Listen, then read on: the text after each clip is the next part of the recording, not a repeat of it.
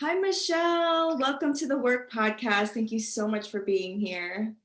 Thank you so much for inviting me to be a guest on the podcast. So for our listeners, I was just fangirling. Well, Brittany and I were both fangirling about Michelle's work. I had found Michelle through the Conspirituality podcast, which was actually sent to me by a mutual friend of ours, Vinika, Brittany. And you had language for everything that I had been experiencing during my, times in spirituality spaces and wellness spaces. And I was like, oh, I can't wait to interview her one day. And here we are. So it's almost like I manifested it. You did. We're here. We made it here. So, yeah. So just in general, because you are such a seasoned activist and you do this for a living, but you are also a yoga practitioner, you're an empath, an intuitive healer. I just wanted to get your perceptions and any perspectives and observations you've had in the last year and a half when, and our definition of awakening is a little bit different than the new age conspirituality, I guess, group or spaces. What have you noticed in the last year and a half of the wellness and spiritual spaces and our awareness of racial injustice in our country and the world? I'm just very curious about that. Yeah, I have been thinking about this a lot and thinking about awakening and what it means and how it feels and what does it mean to awaken and sustain that, the awareness that comes from awakening. That's what I've been sitting with and pondering. And over the last year and a half, and in particular, this happened more intensely after George Floyd was murdered. What I noticed in that particular moment is a lot of people in the wellness community, they were seeking out resources, information, wanted to know more about Black Lives Matter and racial justice. And there's Jasper barking. And like Skill in Action had been out since 2018 and the orders came in like the day after George Floyd was murdered. It was like I was getting hundreds of orders each day. And so I noticed this like moment of, we want information, we want to know what to do, we want someone to tell us what to do. And I'll say this was mostly white-bodied folks that were asking this question of, what do we do? I didn't know this was happening. I can't look away now, that kind of thing. And I'd say after about, I don't know, 2 months, 3 months, I feel like some of that intensity lessened, which I know we can't sustain that kind of intensity, and the nervous system actually isn't designed to do that. But people's willingness to stay with what has been for quite a long time, that waned, their willingness to be with it. And that's disheartening. And it also feels counter to the practice of yoga, which is the spiritual practice I'm most connected with, which asks us to awaken over and over, to show up again and again, to be curious about what's happening. And I'm not surprised that cycle. I haven't experienced a cycle quite like that before, but I've experienced things that are similar to that, just not as intense. So I'm not surprised there was this moment of like, we need to do something, and then this retreating because it became overwhelming, because people didn't know what to do, because they were making mistakes, because people were calling people out or calling them in. And I don't believe that many white-bodied folks have built the muscle and capacity to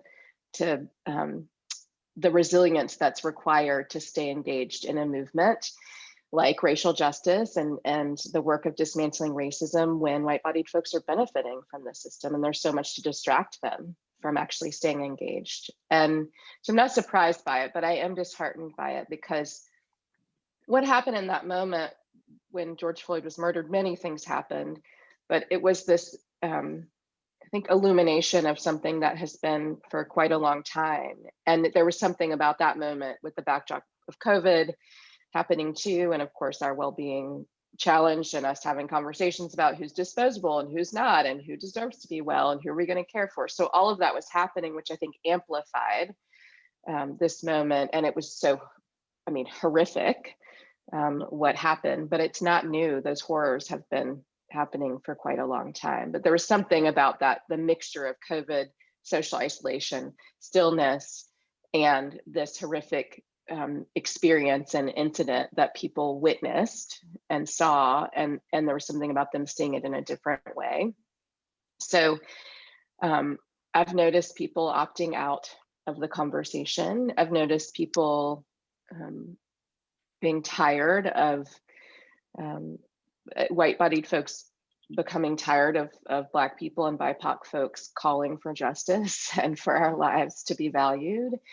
I've noticed defensiveness. I've noticed, you know, I teach a lot, so I have also noticed, I'll say, folks, white-bodied and BIPOC folks, who want to show up again and again. And I think for BIPOC folks, like, we have to show up for this. If we're talking about racial justice, like, our lives depend on this. Actually, our liberation does. And that's different than what white-bodied folks experience and what they feel, because they can opt in and opt out on a sort of material level. On a spiritual level, I don't think any of us can opt out of the work that needs to be done to dismantle systems of oppression that are designed to annihilate us based on the different identities we embody. And I've also noticed with COVID, and you mentioned this before we started recording, that, you know, a lot of people in the wellness community, and we have really sort of gross examples of this, are denying that. I don't know how many people have died in the US at this point, but I know it's over 600,000 people, and globally millions of people.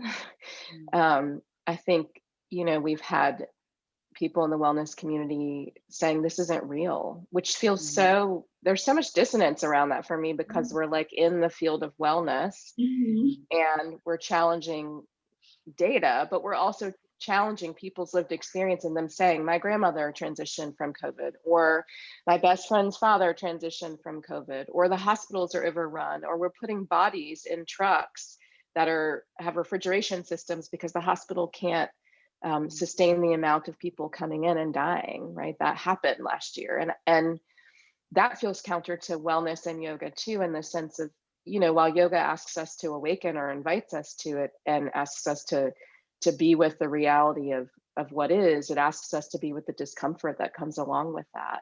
And instead of being in this space of avidya, or ignorance, right, the unwillingness to be with, or sense or see or feel what's happening, it asks us to, like, peel back the layers of what is. And I'm just, in some way, part of me is astounded at what I've experienced over the last year and a half in the wellness community, and part of me is like, this is the human condition. This is what people do. This is also conditioning around denying the truth, because once I recognize what's happening and I'm implicated, then I have to do something. Or once I recognize it and I'm called into action, I need to respond to the call. And I think there are so many things that get in the way for people around that. But for me, the practice is what always invites me to lean in.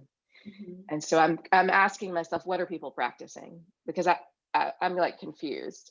I don't know what people are practicing. I'm not saying like the practice that I do is like everyone's practice. I have the question of, what are we practicing? Like, what are we really doing? So there's a lot more, but those are some of the themes that I've noticed over the last year and a half. And the last theme I'll name is that, you know, in the programs I offer, I've noticed a lot of BIPOC folks feeling exhausted. I've noticed that in myself. What I've noticed is, if I'm teaching something that is not a BIPOC affinity space, and so it's a mixed space, that, you know, some white-bodied folks show up eager and curious and open. Some show up and I'm like, I know this, or some show up and say, I have to be here for my teacher training or whatever it is. And then BIPOC folks are showing up and like, get your work done now, right? And exhausted. And that level of exhaustion, when it meets this, like, you know, I'm trying to learn as a white body, which I get, like, white people need to learn, but like there's impatience that comes along with that exhaustion that it almost makes those spaces and sort of learning untenable. Like it felt really challenging because people are having such different experiences and it's hard to bridge those. So I've noticed that too, like when we're in space together, how are we working across difference? And when can we do that? And when do we need to like not do that is what I've been sitting with. Yeah. You said something so powerful. You said so many things that are so powerful, but one of the first things you mentioned is that white body people don't often have the resiliency to continuously do this work. And that's actually one of the reasons why we started this podcast, hence the name, right? That the work is a continuous thing, and it is exhausting, and it's sad, and it's frustrating, and you feel like you take 2 steps forward and you really take 5 steps back because something else happens that really diminishes or slows our collective evolution. But I find that people are interested in doing the work and interested in the change. They're just getting exhausted. So what do you think it would take for people to continuously show up in this way? Like, what do you think the shift would be? Because again, a part of the problem is that also is that we don't trust our government, and we don't trust the media, and we don't trust what we're being told. And so we see that in COVID, right? And people of color know this very well. We know this based on history, tells us that we can't trust our government, we can't trust the medical systems, we can't trust the media, we can't trust anyone but each other and ourselves. Right. And now white body people are catching on, and they're realizing, oh yeah, these medicines are actually poison, and yada, yada, yada. So that's where some of the disbelief comes in. How do we rectify that and get people to still show up for each other and understand that the ability to not show up, the ability to get tired and take a break is privilege, and therefore in the face of that, take a little break and keep going? How do we get them there? Yeah, this is a question it comes up a lot, comes up often for me. And sometimes I'm in a place of like, white-bodied folks will never understand what it feels like to move in my body, for example. I'm Black, or a BIPOC person's body. They won't understand that on a cellular level. There's no way for a white-bodied person to embody what it's like to live in a white supremacy culture when white supremacy is trying to kill somebody who looks like me or you, right? Like, and so I've been sitting with, how do we raise consciousness around that or translate that experience, because it won't come through. And white-bodied folks need to do embodiment work, and they do need to raise their consciousness. But the embodiment I'm talking about is something they will never feel based on race. It's like, it's not a thing they're going to be able to experience, and they may be able to experience it based on other identities.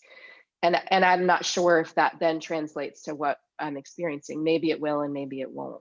You know, for a group who has been, there's a white-bodied person who's trans, right? Certainly transphobia is rampant, right? And so on that level, and on that level, I think folks may be able to experience that, like moving through the world with fear that your body will be taken out, right? Or harmed in some way, or that policies will be made that prevent you from having access to what you need or what you want, or moving through your life with ease. So sometimes I'm in this space of like, what will it take? Because white-bodied folks won't understand this. And what I think they do need to understand is this experience through embodiment. And I also think, I think white-bodied folks need to begin to understand how white supremacy has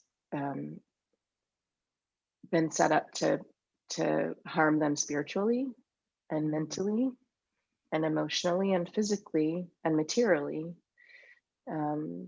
depending on their different identities, their social location. So that means like both holding the ways in which a white-bodied person's benefiting from the system of white supremacy, but also being hurt by it, and looking at how are other people being hurt by it, right? Like it's looking beyond the self to see what are other people experiencing. I'm going to be curious about that. I'm going to look at that. I'm going to assume that racism is happening. I mean, I tell this to folks all the time. Assume it's real, assume white supremacy is happening, then look for how. Like, and I don't want to get in a conversation about whether or not it's real.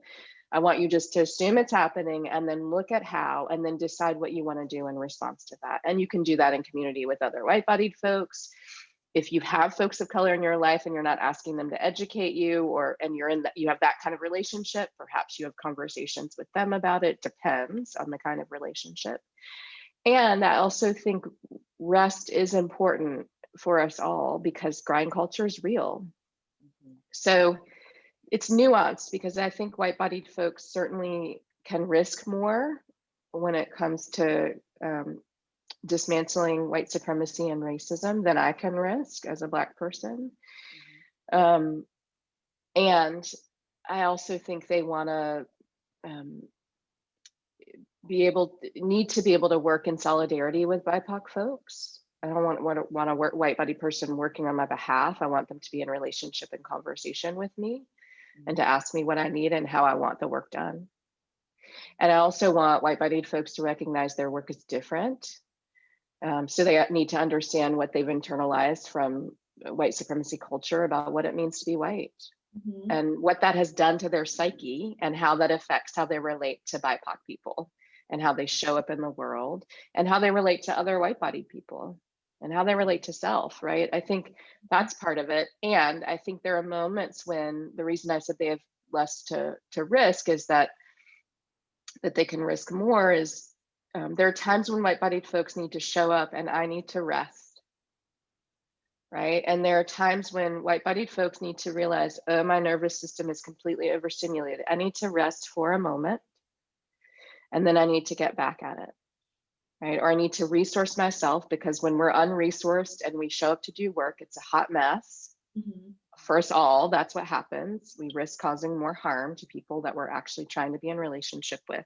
And so I'm naming all this because I think it's complex.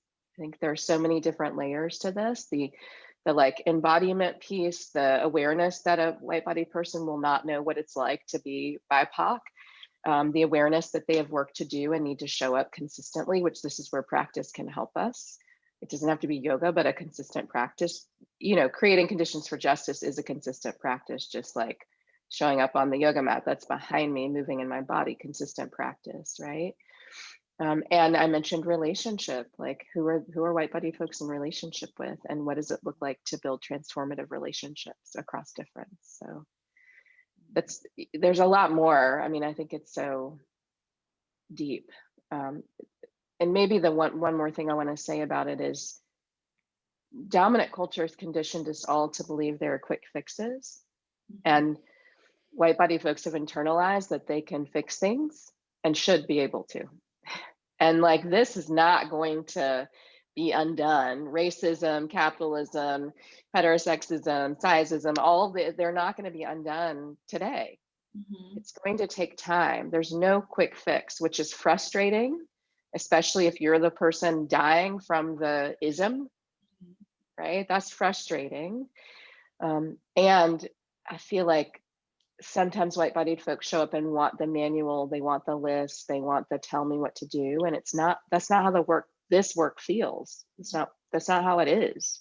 So I think an awareness of that could be helpful. And that can help build some resiliency over time. Like, oh, I have to show up over and over to learn, to show up over and over and to risk something. I have to examine who I'm in relationship with and how I have to examine how I'm benefiting from these systems that are annihilating folks. Like, this is the work, which is not easy, which I always say, and we have to do it anyway. Yeah, over and over again. Yeah. Which is why I think at this point of our human evolution, it is a choice to a certain extent, because, you know, yoga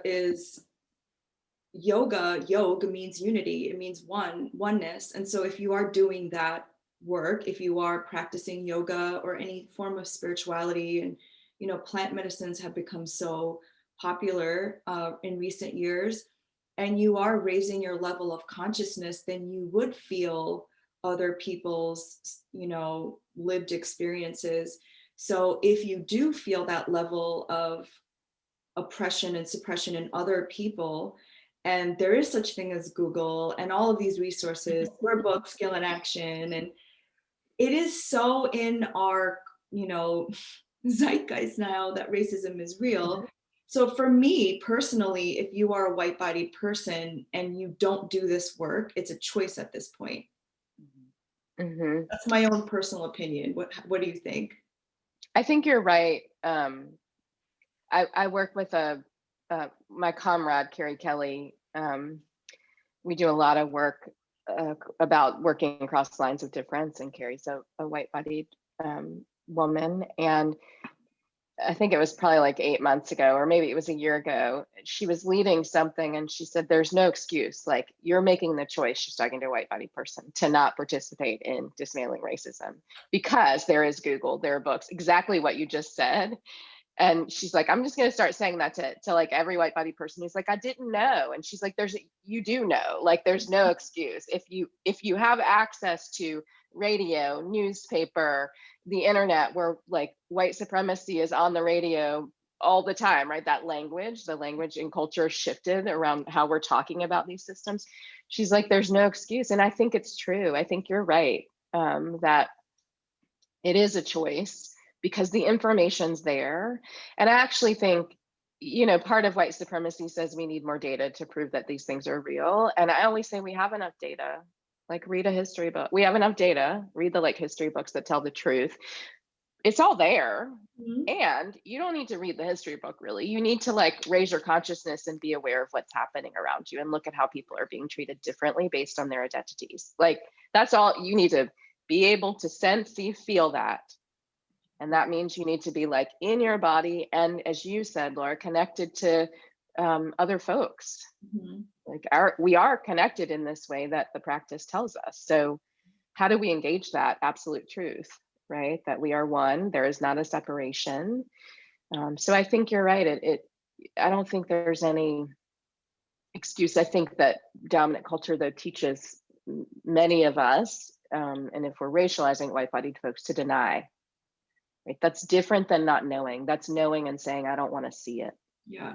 And it's so frustrating because the rhetoric around the New Age, and I'm totally generalizing, but I just see it more rampant in the New Age conspirituality community, is let's not talk about race because we're all one, you know, unity consciousness, love and light. And it's so frustrating because it's so bypassy. And when I hear somebody say that, especially a white-bodied person, it makes me so angry because I want to, well, and I do say it now because I've opened up my throat. But what you're saying is so harmful and dangerous because I know intuitively, because again, the three of us here are very intuitive people and I'm an energy healer.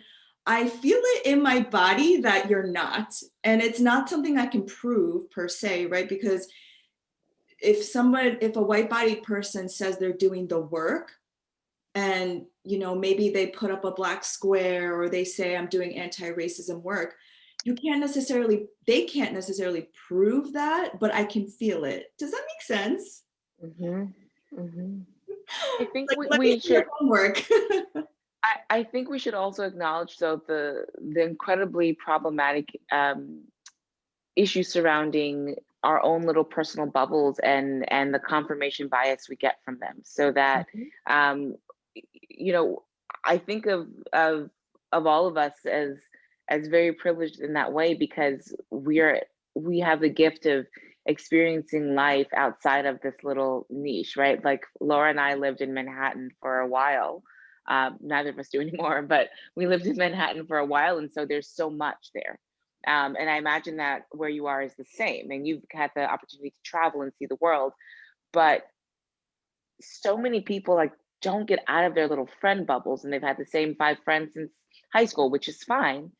But they receive this feedback. And then Google, when you Google stuff, and Instagram gives you the same things that you tend to like and you want to see, so that many people are looking at it and they're saying, okay, well, everything's fine now.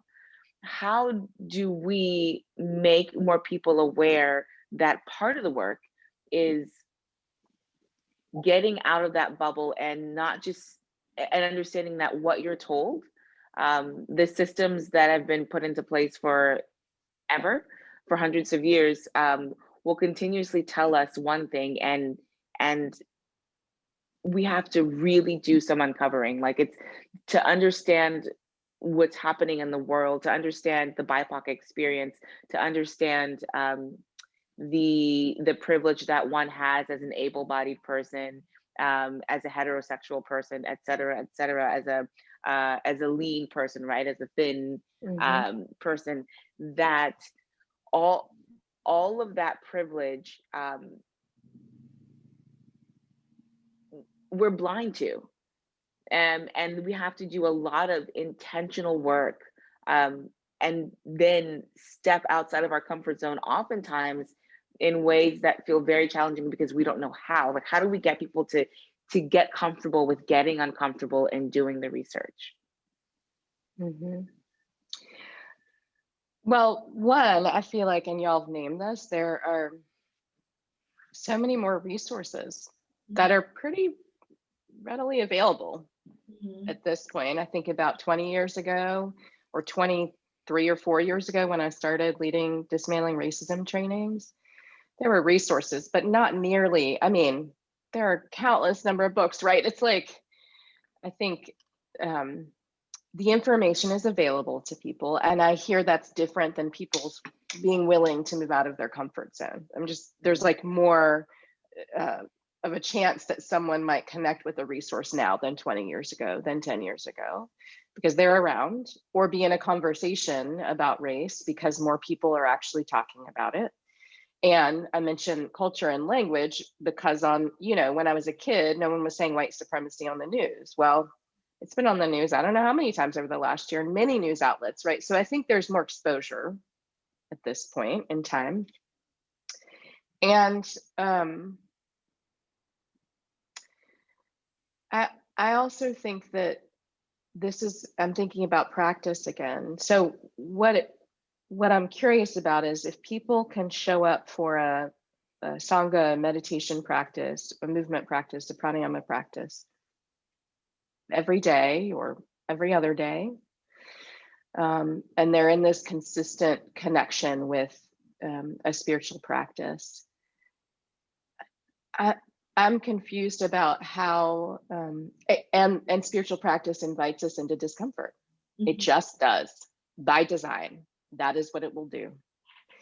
If that's through pranayama and breathing, and we're in a culture where people can't breathe, or I'm asthmatic, I've had the experience of physically not being able to breathe, that's gonna be some, like, my nervous system is to be like, you can breathe, you're shifting the way you're breathing. That's gonna cause some discomfort.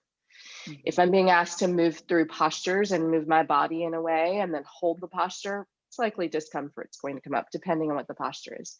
If I'm being asked to look at the yamas and the niyamas, the first two limbs of yoga, and invited into thinking about truth telling, or into thinking about how I use resources in a capitalist culture and how I have more than I need, absolutely more than I need, that's probably going to cause some discomfort.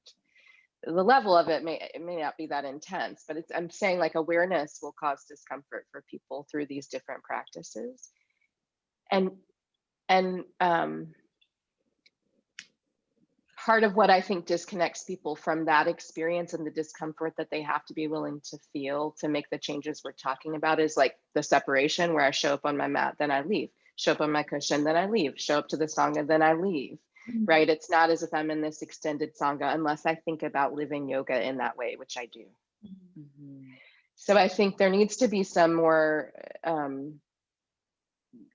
explicit connection made in these different spaces with many different spiritual practices, to invite people to think about how they're going to live that outside of the Zoom room or the physical space they're in, where they're practicing with other people or with one other person, or if they're just with themselves practicing, like how will they take that practice?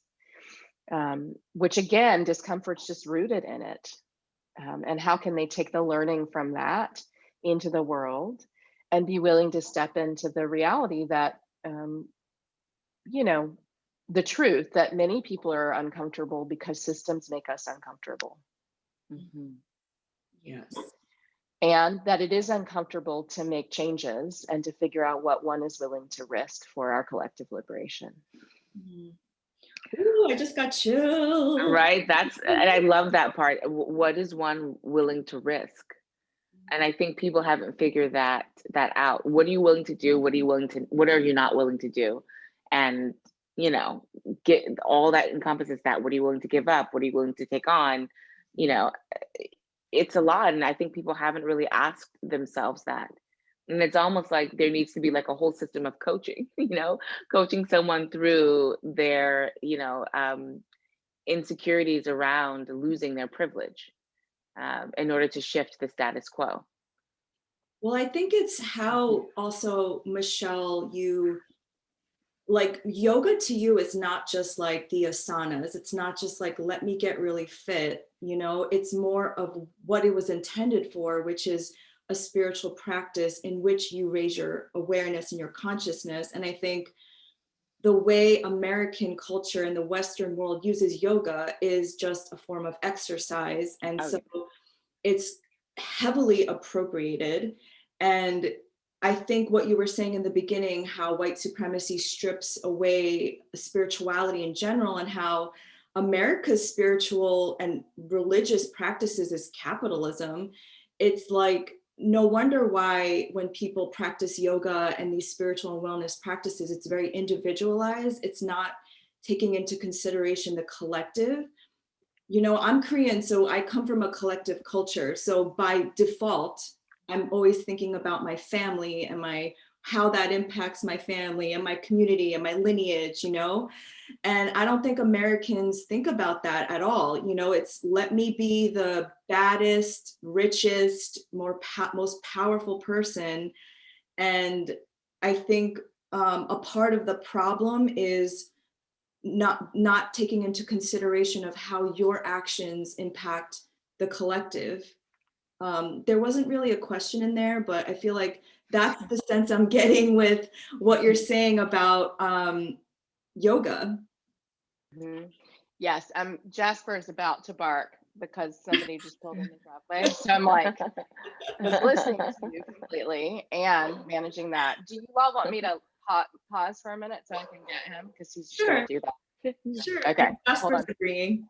Yes. Hold on just 1 second. Okay.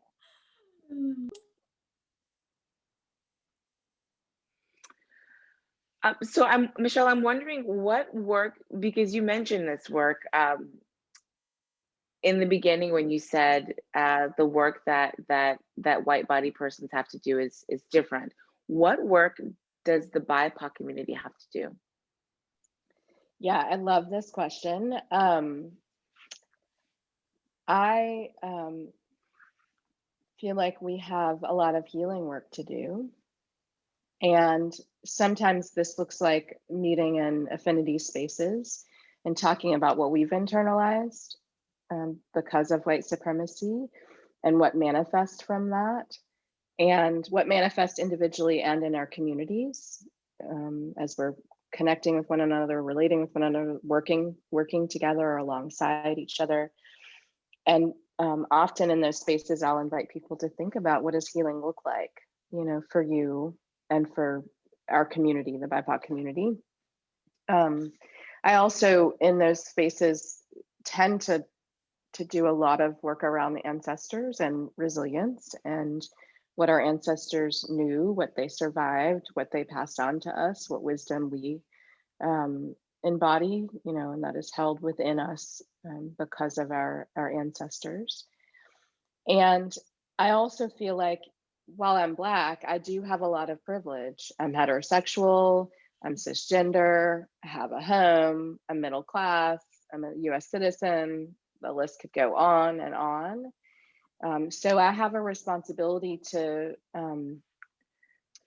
not only other BIPOC folks who don't have that amount of points of privilege, but I think people in general, like white-bodied folks too, who are further away from power, that have some responsibility to create conditions for everyone to thrive, but to do that in solidarity with the folks who are experiencing the injustices that I'm not experiencing on an embodied level, right? Like the points of privilege I named, my mother has a disability. Often I talk about this, which that identity could shift at any point for me. She's a physical disability, but I don't know what it's like for her to move through the world. And I won't know what it's like for her to move through the world with a physical disability. Like I only witnessed that, but I need to do work around disability rights and advocacy, right? She's a Black 76-year-old woman with a disability who's bigger bodied.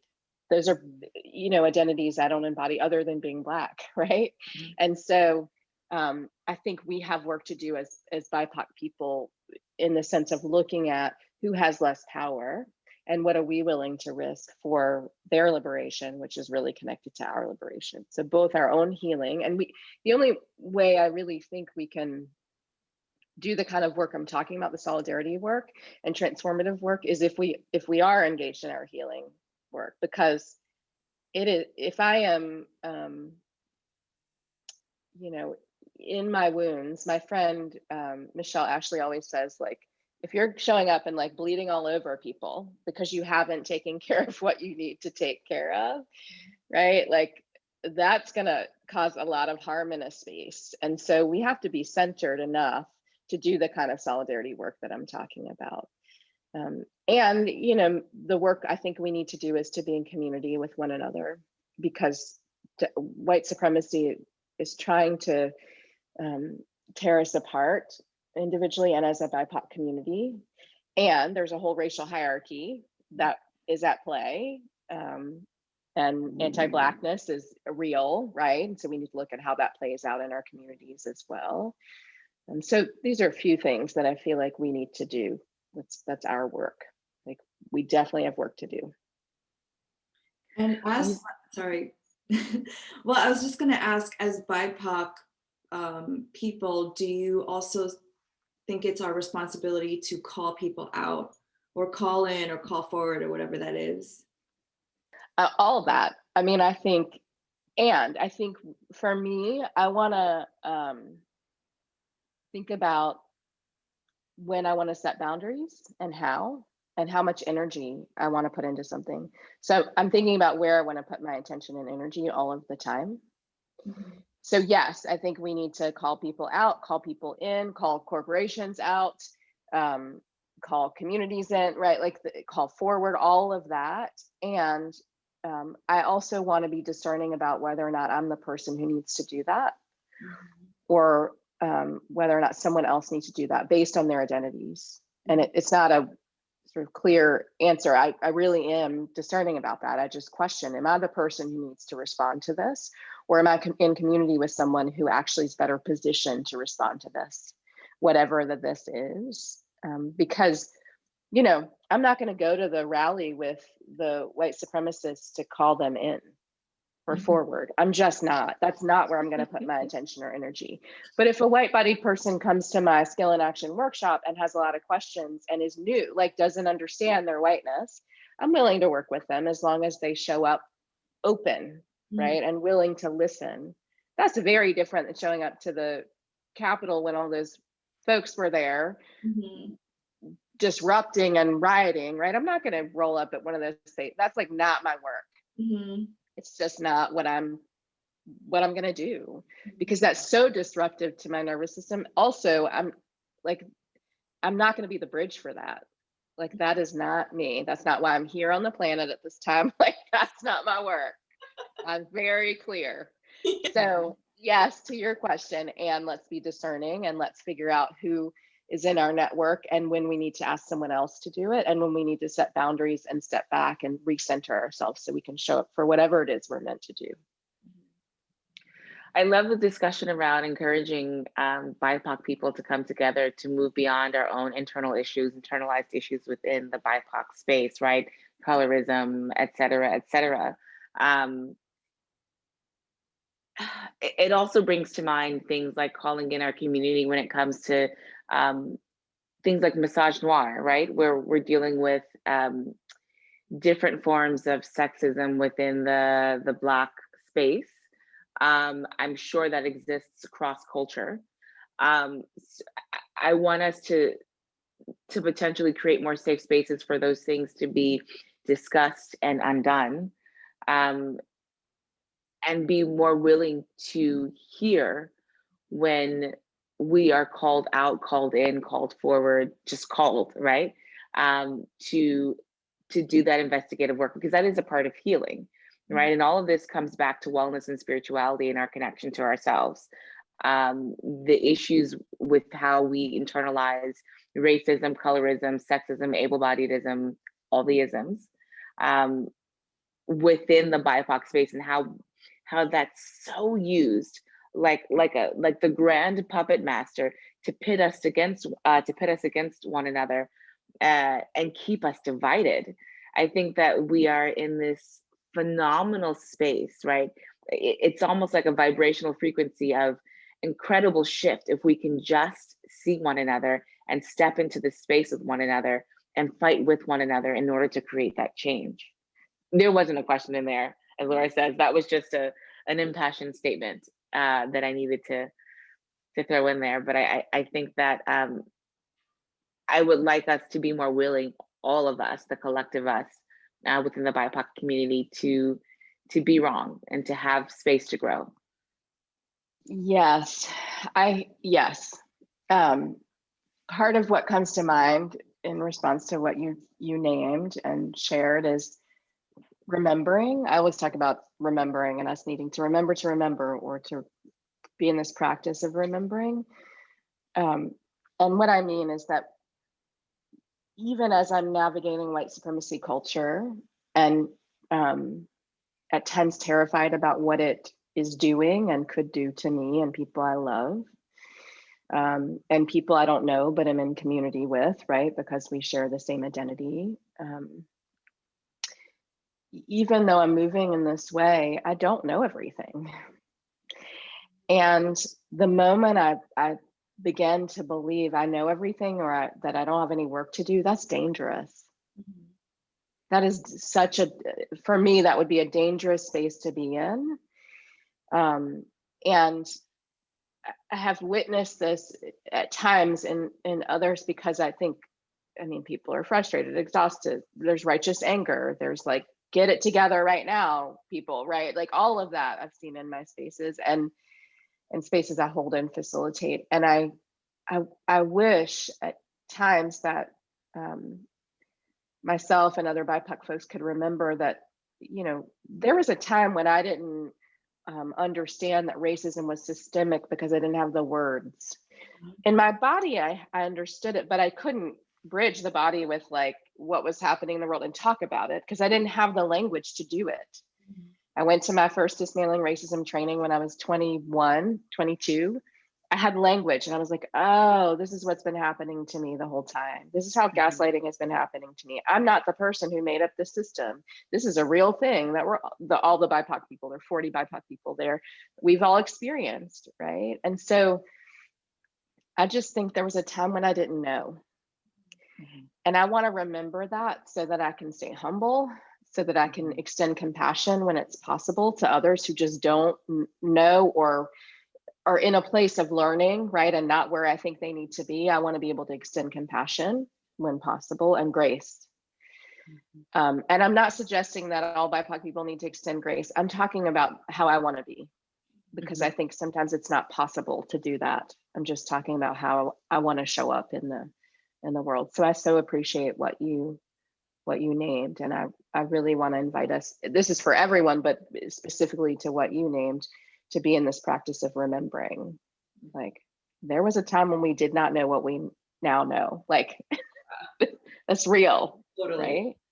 Well, isn't that why they don't want us to teach critical race theory to kids? Because this is all about education at the end of the day. And what really was an eye-opener for me was, so I'm a history nerd. So, you know, like there was a time when Black and Asians in New York City came together. And there was a time when, you know, it was, you know, the Black people, Black folks in America who helped immigration, like Asians immigrate to the United States. Like all of these things, like we don't learn in school for a reason, because when we actually realize in our history that we've all helped each other and that we actually all have a shared interest, then that's threatening to the dominant group. So, yeah. Yeah. I mean, the critical race, yes, that's a whole entire conversation. Because it's so, I'm not surprised it's happening now, given everything else that's happening and how white supremacy is trying to persist and hold on and grip on. Like it's a manifestation of that. It's like, because people have been talking about critical race theory and teaching it for quite a long time. Like it's not a new curriculum. It's not new. People like, this is old. And the resistance to it is just, it's so reflective of dominant culture. And this pattern of like, we're not going to share the information that's real with you, because if we do, then you'll do something about this, right? Then you'll understand how you've been lied to. It's that pattern. So, and it's frustrating to, it's not surprising and it's frustrating to witness it. Be like, really, this is another way we're trying to deny white supremacy is real. But the truth always comes out, and I really believe in evolution and that we're constantly moving forward. I mean, change is inevitable. So I do have hope. I'm an internal optimist. So I really do believe if they don't teach it, that people will find out anyway. Sorry, not sorry. But we just wanted to end on a positive note. What is your message for the world? Yeah, I think what I named about remembering, this feels like a thread throughout our entire conversation, actually, even though I didn't use the words before a few moments ago of remembering to remember. I think that's the work. Like, part of me believes that on some level, people do know what's going on. And then there's all the stuff we do to not know. And so what will help us remember? I think that's the question I'll seed here. What practices, what people, what in your lineage, like what will help us remember, so that we can, disrupt this legacy of white supremacy and decide the legacy we want to leave for future generations. Like when I think about that, that's what do I want to leave? How do I want to leave this place for other people? That calls me into something so big. And I want to invite people into that work, like that spiritual work, like it's not just about this moment and the urgency and what I need to say. This really is about, it is about my ancestors and what they've called me into. It is about what I want future generations to experience. So, and that's the like bigger than me, right? And that's the connection to the larger self, and the being willing to seed something, allow it to grow roots and then flourish for someone else. Like I might not see what will happen, but I'm willing to show up and do the work. So that's my message. I love that. I love that so much. Yeah. I might get emotional, but I just so appreciate you and your work. I mean, you are living out your Dharma. You are in alignment with what you're meant to do. And just you sharing has, I found you through another podcast and has really reflected back to me the work that I needed to do. And again, had language for what I had experienced. So I just want to thank you so much for everything that you do and all the work and how you show up. And I really hope you rest and take care of yourself. Thank you. Yes, I do rest. I'm actually about to take some time to rest in the mountains, which is going to be great. Oh, nice. So I'm excited about that because my book is Finding Refuge is coming out July 13th and it's like heating up. So I need to busier. So I need to take some time to prepare for that launch. Yes. Wow. So Congratulations. yes, Thank you. congratulations. So Michelle has a book, Skill in Action, and then you have a new book coming out in July, and you have a lot of resources. So we will link everything in the show notes. But Britt, do you have any last words before we wrap Thank up? you. Thank you for sharing with such grace and doing this work with such conviction, and creating a space that the only word I can think to describe, I'm getting emotional now, is soft. Because we all have so much work to do in order to push the world forward. And a part of that work is softness. I mean, you think about all of these isms, there's a layer of a thick layer of like hard, I don't know, like if you were to give it an element, metal, you know, around these things, and to show up softly and gently is so loving and so nurturing, and it makes people want to do the work, all the work. So thank you. Yeah, thank you. Thank you for sharing that you have that experience with me. So thank you. Thank you.